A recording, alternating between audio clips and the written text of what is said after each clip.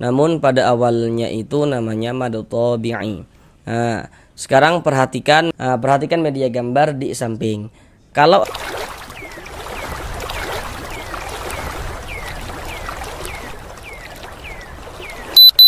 Assalamualaikum warahmatullahi wabarakatuh. Apakah Bapak dan Ibu, saudara semuanya masih belum lancar di dalam membaca Al-Quran, kemudian masih belum memahami ilmu tajwid, ataupun merasa kesulitan di dalam memahami ilmu tajwid Al-Quran? Mari belajar mengaji Al-Quran bersama kami. Akan kami jelaskan tajwidnya dengan pelan-pelan, kemudian ditambah dengan media gambar di dalam penjelasannya. Semoga Bapak dan Ibu saudara semuanya dapat bisa langsung dengan mudah dalam memahami ilmu tajwid Al-Quran. Karena dengan kita mempelajari ilmu tajwid, kemudian kita memahaminya, dan kemudian kita bisa menerapkan dengan sendirinya ketika membaca Al-Quran, maka tentu akan memperbaiki bacaan Al-Quran kita. Semoga yang belum lancar bisa segera lancar di dalam membaca Al-Qurannya. Selanjutnya kami selalu mendoakan semoga Bapak dan Ibu saudara semuanya senantiasa dipermudahkan oleh Allah Subhanahu wa taala dalam berusaha untuk memahami ilmu tajwid Al-Quran, dalam berusaha untuk memperbaiki dan juga untuk melancarkan bacaan Al-Qurannya. Semoga juga Bapak dan Ibu saudara semuanya senantiasa diberikan kesehatan oleh Allah Subhanahu wa taala. Jika saat ini mungkin ada yang sedang sakit, atau mungkin sanak saudaranya ada yang sedang sakit, sama-sama kita doakan semoga Allah Subhanahu wa taala segera menyembuhkan penyakitnya. Semoga Bapak dan Ibu saudara semuanya senantiasa dipermudah segala urusan-urusannya, dikabulkan segala doa-doanya, dan semoga senantiasa dilancarkan rezekinya oleh Allah Subhanahu wa taala. Senantiasa diberikan rezeki yang berlimpah dan barokah, sehingganya dengan rezeki yang berlimpah dan barokah tersebut semoga semakin meningkatkan ketakwaan dan juga keimanan kita kepada Allah Subhanahu wa taala, dan semoga nantinya juga dengan rezeki yang berlimpah dan barokah tersebut dapat bisa menjalankan ibadah umrah dan haji ke tanah suci Mekah. Amin amin ya rabbal alamin. Selanjutnya, bagi Bapak dan Ibu saudara semuanya yang masih belum lancar dalam membaca Al-Quran, untuk latihan di rumah supaya bisa lebih mempercepat agar lancar dalam membaca Al-Quran, di sini kami merekomendasikan untuk kiranya dapat membeli Al-Quran yang telah kami cantumkan produknya di dalam video ini. Nah, jadi Al-Quran itu kami pikir sangat bagus sekali untuk dimiliki di rumah, karena di dalam Al-Quran tersebut ya telah dilengkapi dengan 2 tulisan Arab. Ada tulisan huruf Arab yang disambung, yang seperti pada umumnya kita lihat. Kemudian juga ada huruf Arab yang terpisah-pisah, jadi per huruf seperti itu. Kemudian juga ada tulisan Latinnya juga gitu. Kemudian ada kode tajwidnya, ada terjemahannya. Jadi nanti kalau kita masih belum lancar dalam membaca Al-Quran, kita bisa baca terlebih dahulu tulisan huruf Arab sambungnya. Kemudian ketika kita terbata-bata, kebingungan ini bacaannya apa gitu kan, baca tulisan huruf Arab yang terpisah-pisah. Kemudian kalau masih juga bingung, bisa baca tulisan Latinnya, baca kembali tulisan huruf Arab yang sambungnya, seperti itu. Maka dengan kita latihan semacam itu, insya Allah agar bisa mempercepat, agar kita bisa segera lancar dalam membaca Al-Quran. Kemudian juga ada buku-buku tajwid ya, yang kami cantumkan juga di dalam video ini. Nah, jadi nanti untuk isi dalam Al-Qurannya itu bagaimana kayak gitu. Nah, nanti juga kami gunakan sebagai media gambar di dalam video ini untuk menjelaskan tajwid kepada Bapak dan Ibu saudara semuanya. Baik, mari langsung kita mulai belajar mengaji Al-Qurannya. Kita lanjutkan kembali belajar mengaji Al-Quran dengan penjelasan tajwid yang nantinya akan kami jelaskan dengan pelan-pelan. Sekarang ini kita masuk pada surah Ali Imran ayat yang ke-65. Pada surah Ali Imran ayat yang ke-65 ini akan kita bagi menjadi 2 bagian supaya durasi videonya tidak terlalu lama. Karena di sini kami berusaha untuk menjelaskan tajwidnya dengan pelan-pelan. Jadi targetnya itu semoga bisa langsung dipahami. Jadi untuk bagian yang pertama itu kita akan belajar dari sini. Dari sini sampai selesai sini nih. Sekarang mari kita baca bersama-sama terlebih dahulu dengan pelan-pelan. A'udzu billahi minasy syaithanir rajim.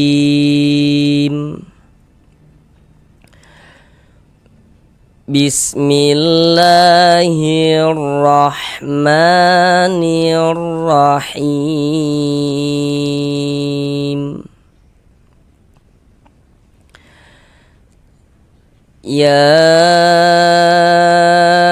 ahlal kitabi lima tuhajjuna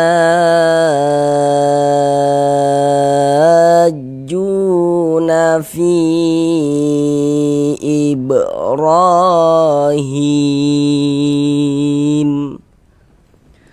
Sekarang mari kita bahas tajwidnya dengan pelan-pelan.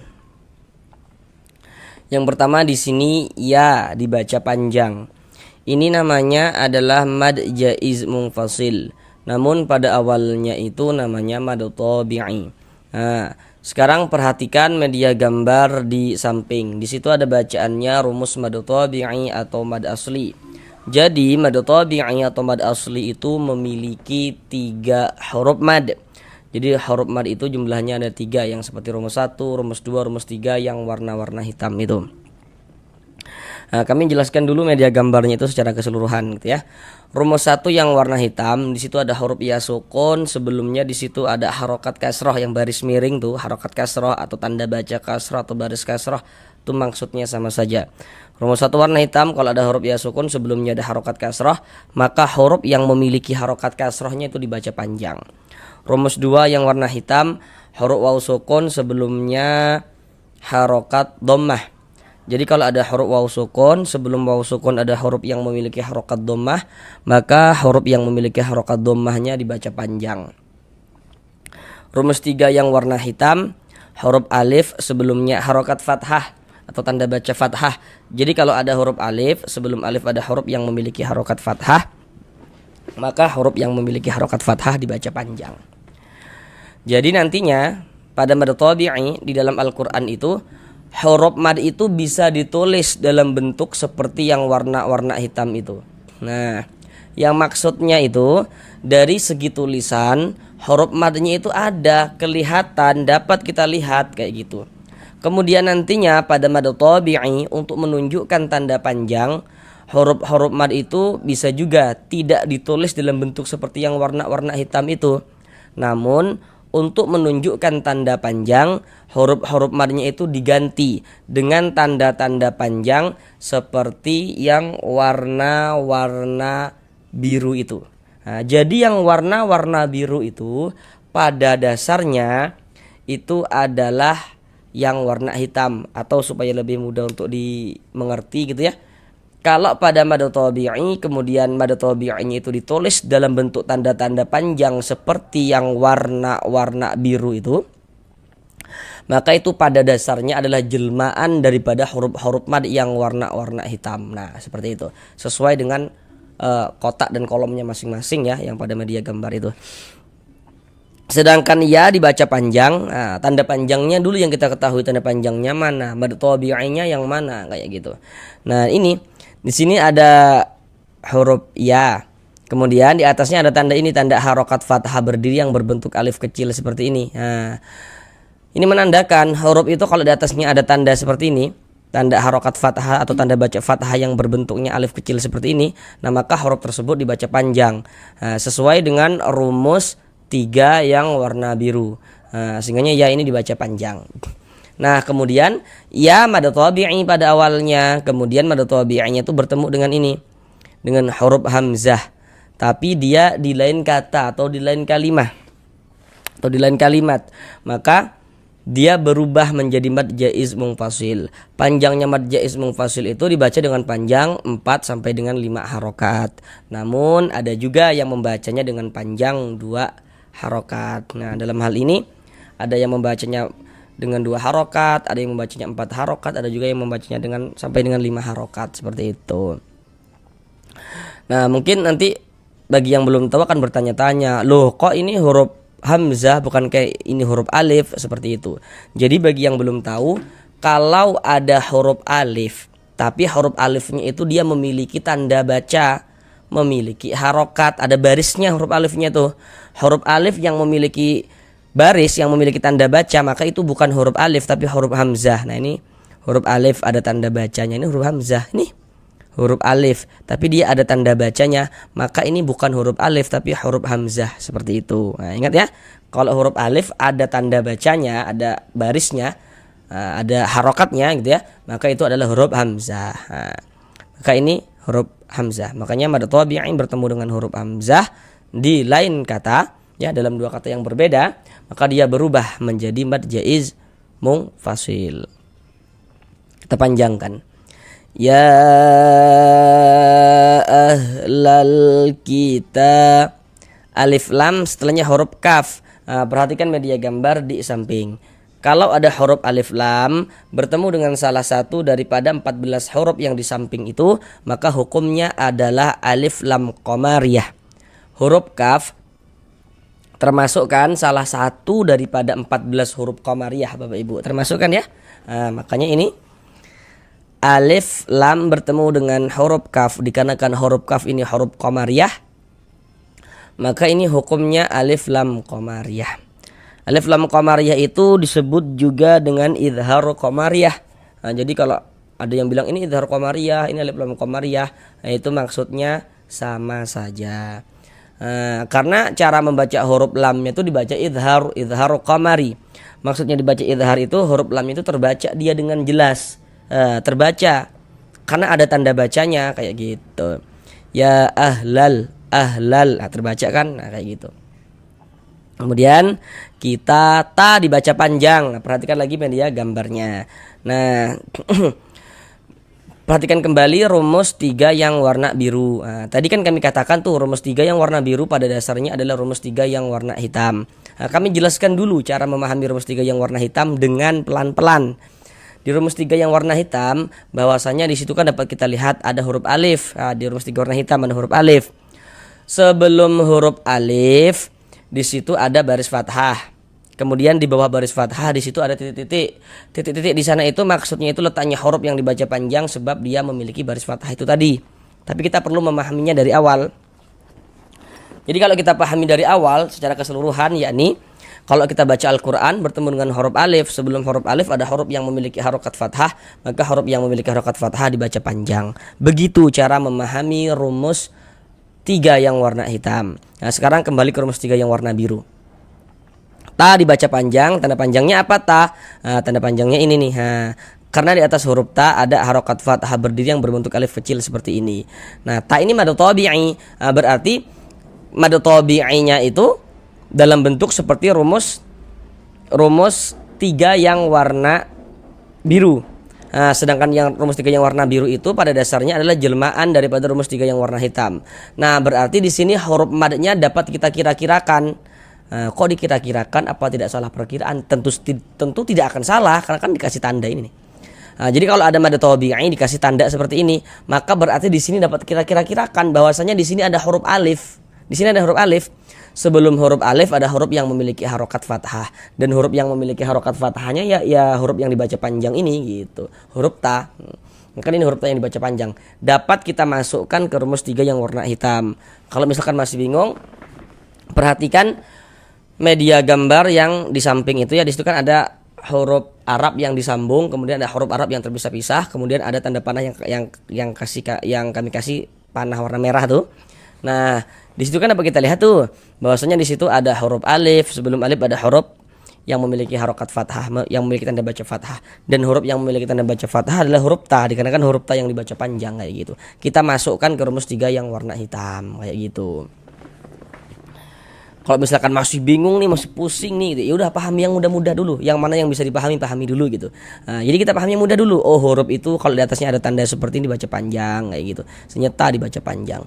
Sama lah kayak ini tadi, ya ini dibaca panjang. Ini kalau ini kan huruf ya tadi kan pada awalnya mad tabi'i dan dikasih tanda seperti ini kan. Nah, ini juga dapat kita kira-kirakan bahwasanya di sini ada huruf alif, sebelum huruf alif ada huruf yang memiliki harokat fathah, dan huruf yang memiliki harokat fathah adalah huruf ya. Dapat kita kira-kirakan seperti itu, sama dengan ini gitu. Ta dibaca panjang, tanda panjangnya ini ya nih, harokat fathah yang bentuknya berdiri berbentuk alif kecil, mad tabi'i panjang 2 harokat sesuai dengan rumus 3. Ya ahlal kitabi lima tuhajju. Di sini ha dibaca panjang. Ini namanya adalah mad lazim kilmi mutsaqqal atau mad lazim kalimi mutsaqqal. Namun pada awalnya dia namanya mad tabi'i. Kenapa kok ini bisa berubah menjadi mad lazim kilmi mutsaqqal atau kalimi mutsaqqal kayak gitu. Nah, sekarang perhatikan rumus 3 yang warna hitam. Nah, tadi kan sudah kami jelaskan ya dengan pelan-pelan rumus 3 warna hitam. Nah, kalau ada huruf alif, sebelum alif ada huruf yang memiliki harokat fathah, maka hurufnya dibaca panjang. Contoh dalam bacaan tuh seperti ini. Nah, ini. Nah, di sini ada huruf alif nih disambung dengan huruf H. Untuk di sini huruf alifnya itu disambung. Namun nanti ada huruf alif yang disambung, ada huruf alif yang enggak disambung kayak gitu. Nah, kita jangan berfokus pada sambung menyambungnya, jangan. Yang terpenting ada alif. Ada alif nih. Sebelum alif sebelah sininya ada ini. Ada harokat fathahnya, ada tanda baca fathah. Jadi kalau ada alif, sebelum alif ada harokat fathah, maka huruf yang memiliki harokat fathahnya dibaca panjang. Di sini kan huruf yang memiliki harokat fathah nih, huruf yang memiliki tanda baca fathah, kan di sini huruf H. Di sini huruf H dibaca panjang. Tuh H kayak gitu. Kemudian mad tabi'iynya bertemu dengan ini. Dengan huruf yang bertasydid. Nah, tapi dia dalam satu kata, maka dia berubah menjadi mad tabi'i bertemu dengan huruf yang bertasydid ya dalam satu kata, maka dia berubah menjadi mad lazim kilmi mutsaqqal atau kalimi mutsaqqal. Sehingga cara membacanya dipanjangkan 6 harokat. Nah, panjangkan 6 harokat. Setelah dipanjangkan ujungnya tuh ditekan, nah, dikasih tekanan, nah, dikasih naber. Haju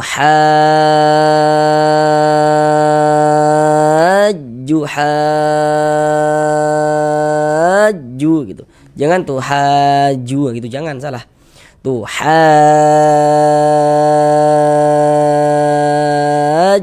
Nah, ujungnya dikasih tekanan atau naber. Naber itu tekanan pada huruf-huruf tertentu sehingga intonasi suara kita itu sedikit lebih tinggi dibandingkan dengan huruf-huruf di sampingnya. Di antaranya pada mad lazim kilmi mutsaqqal ini.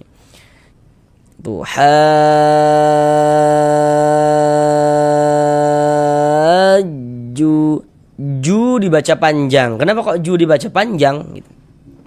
Apa tanda panjangnya? Nah, sekarang perhatikan rumus 2 yang warna hitam. Cara memahami rumus 2 yang warna hitam, di situ kan dapat kita lihat di rumus 2 yang warna hitam, di situ ada huruf waw sukun. Sebelum waw sukun di situ ada harokat dhammah tuh, ada tanda baca dhammah tuh. Di bawah tanda baca dhammah ada titik-titik. Titik-titik di sana maksudnya letaknya huruf yang dibaca panjang sebab dia memiliki harokat dhammah atau memiliki tanda baca dhammah itu tadi. Cuma kita perlu memahaminya dari awal. Jadi secara keseluruhan cara memahami rumus 2 yang warna hitam yakni kalau kita baca Al-Quran, apabila bertemu dengan huruf waw sukun, sebelum waw sukun ada huruf yang memiliki harokat dhammah, maka huruf yang memiliki harokat dhammahnya dibaca panjang. Nah, seperti itu. Nah, kemudian contoh dalam bacaan tuh seperti ini. Nah, kita baca Al-Quran nih, bertemu waw sukun, ada huruf waw, ada tanda sukun. Sebelum waw sukun atau sebelum waw mati, huruf sukun dan huruf mati itu maksudnya sama saja supaya nggak bingung ya. Itu maksudnya sama saja. Ada yang bilang ini huruf sukun, ada yang bilang ini huruf mati, ada yang bilang ini huruf sakinah. Itu maksudnya sama saja. Tandanya tuh seperti ini nih. Waw sukun, sebelum waw sukun di sininya ada ini. Jadi kalau baca Al-Quran ada waw sukun, sebelum waw sukun ada ini nih, ada harokat dhammah, ada tanda baca dhammah. Maka huruf yang memiliki harokat dhammahnya dibaca panjang. Di sini huruf yang memiliki harokat dhammahnya adalah huruf jim. Nah, sehingga jim kita baca panjang. Ju kayak gitu. Mad tabi'i dibaca dengan panjang 2 harokat sesuai dengan rumus 2 yang warna hitam.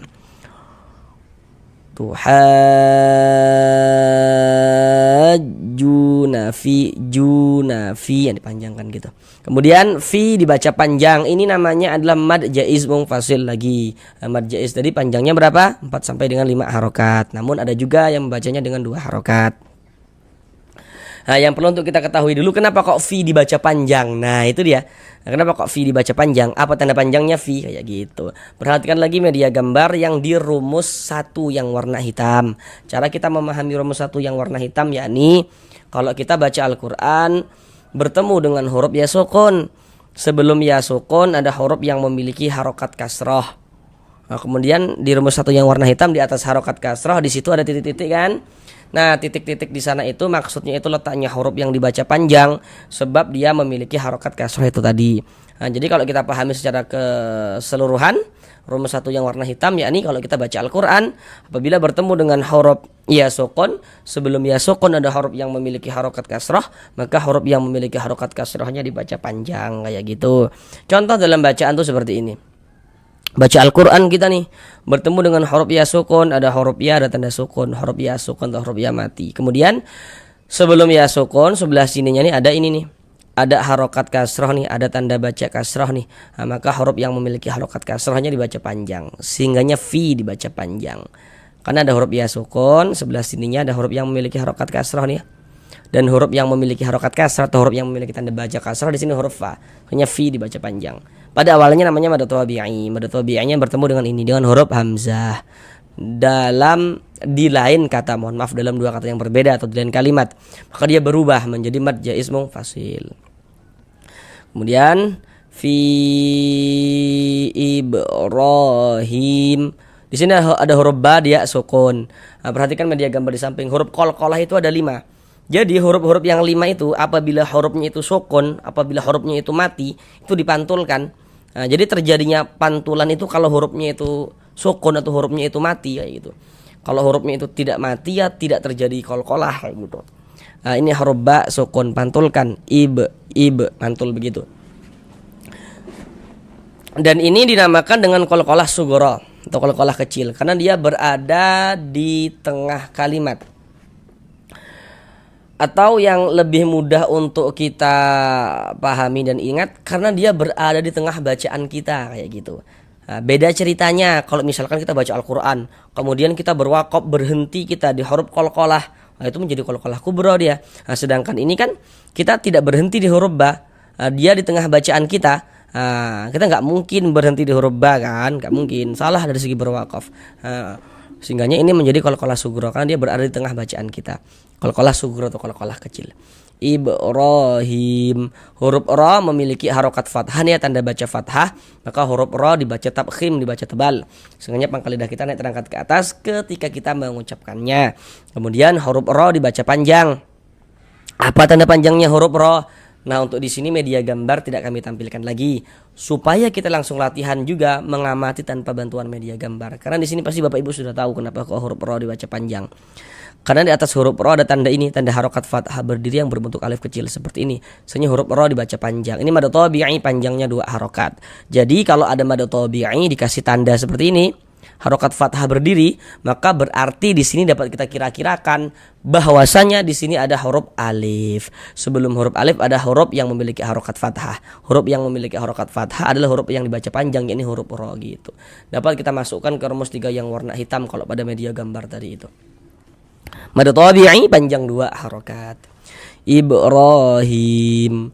Kemudian ini kita baca him.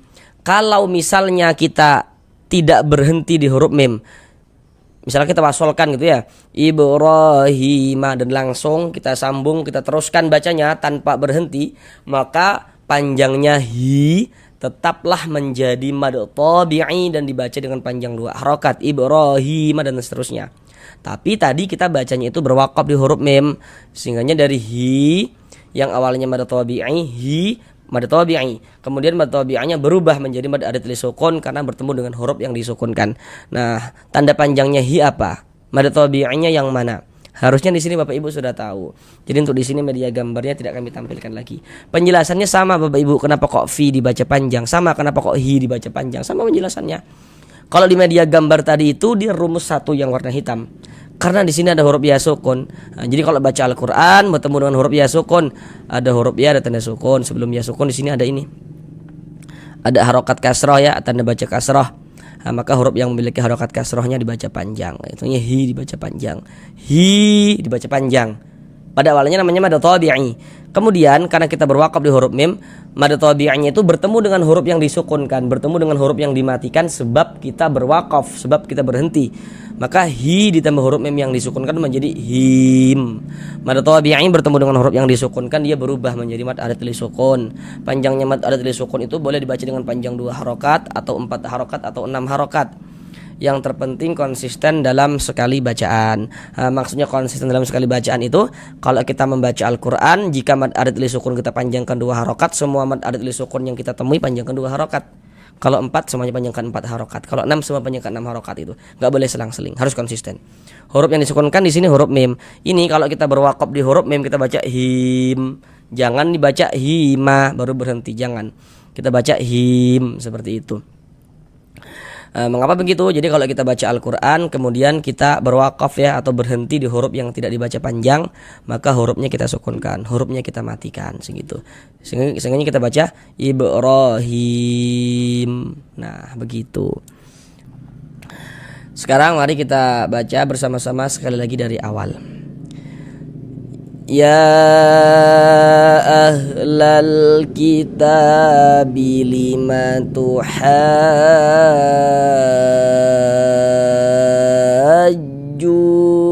fi Ibrahim.